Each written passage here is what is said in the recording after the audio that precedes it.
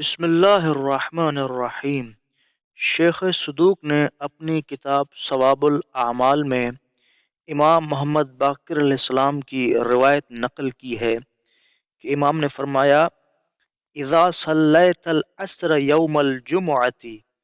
فقل اللہم صل علی محمد وآل محمد الاوصیاء المرضیین بافضل صلواتک وبارک علیہم بافضل برکاتک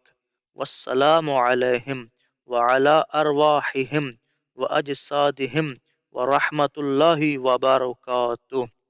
فإن من قالها في دبر العصر كتب الله له 100,000 حسنة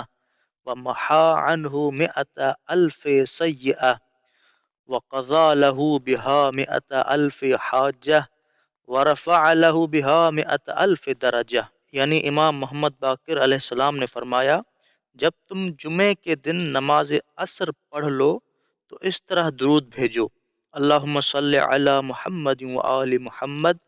الاوصیاء المرضیین بافضل صلواتک وبارک علیہم بافضل برکاتک والسلام علیہم وعلی ارواحہم واجسادہم ورحمۃ اللہ وبرکاتہ۔ جو شخص نماز کے بعد اس طرح درود بھیجے گا، خدا اس کے لیے 1,00,000 نیکیاں لکھے گا، اس کے 1,00,000 گناہ مٹائے گا، اسی درود کی برکت سے 1,00,000 حاجتیں پوری کرے گا اور 1,00,000 درجات بلند کرے گا۔ اور اسی طرح رسول اللہ صلی اللہ علیہ وآلہ وسلم نے فرمایا: من قرأ فی دبر صلاة الجمعہ فاتحة الکتاب مرہ وقل اعوذ برب الفلق 7 مرات وفاتحة الکتاب مرہ وقل هو اللہ احد 7 مرات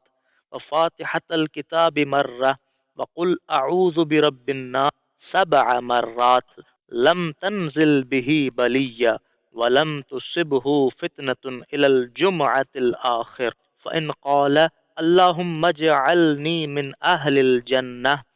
التي حشوها بركة وعمارها الملائكة مع نبينا محمد وأبينا إبراهيم جمع الله بينه وبين محمد وإبراهيم عليهم السلام في دار السلام۔ یعنی رسول اللہ صلی اللہ علیہ وآلہ وسلم نے فرمایا، جو شخص نماز جمعہ کے بعد 1 مرتبہ سورہ حمد اور 7 مرتبہ سورہ قل اعوذ برب الفلق، پھر 1 مرتبہ حمد اور 7 مرتبہ قل هو اللہ احد، پھر 1 مرتبہ حمد اور 7 مرتبہ قل اعوذ برب الناس پڑھے گا، اس پر کوئی آفت نہیں آئے گی اور وہ کسی فتنے میں نہیں پڑے گا، اور اگر اس کے بعد یہ دعا پڑھے تو اللہ تعالیٰ اسے دار السلام یعنی بہشت میں حضرت محمد صلی اللہ علیہ وآلہ وسلم اور حضرت ابراہیم علیہ السلام کے ساتھ رکھے گا۔